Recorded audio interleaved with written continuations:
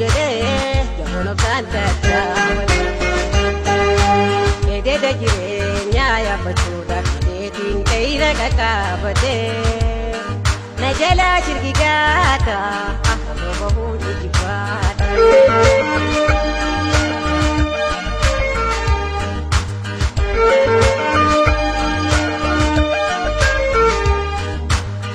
Addunyaa tana laalame oloofi gadoonsi akkaani malmaana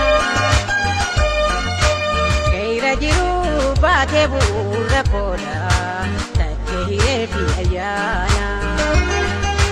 tattaaffiin tolaafu guyyuumaan guyyaadhaan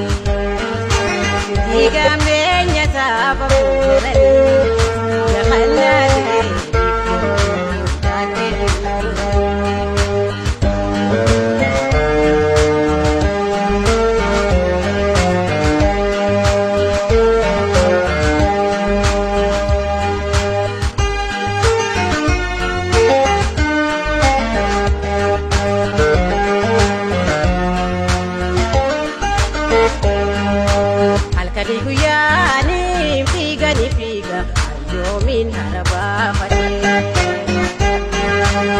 Jade jireenya koo fooyyee ifachuuf jedhee jamono kanta taawale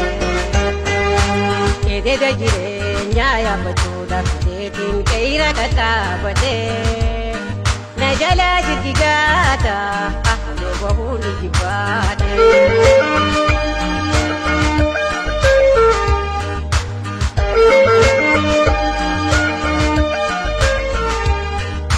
Iftu keeyra duuba mul'atu barraaqaa jiru ijaalaalu ni naarga fuuda jiru finta bahee simachuufin afrani fiigeetiin duubu godhee gata uumaatu na hanaafine ofuyyaa godhate wanna darbuun beeyne ifooda tiigodhaate ufaa bororee.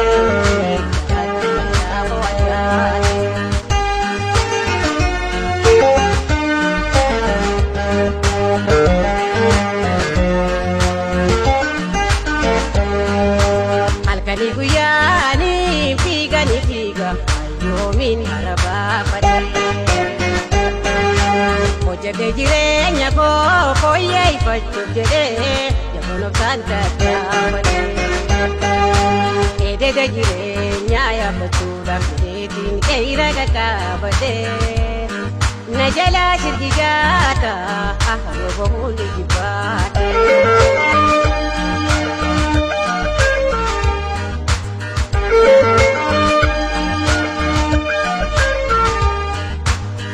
Afranin lafa geeyu wanciisu sasee hayatiin badaacha ededa hamaasan maddii goree dabruufin miilani labbaa fuute kaacha sulula yeroon qaxxaamure galaanni boruu lagaa dabbaa dhufe gullaan sablateen namuu kopheedhaan jedhu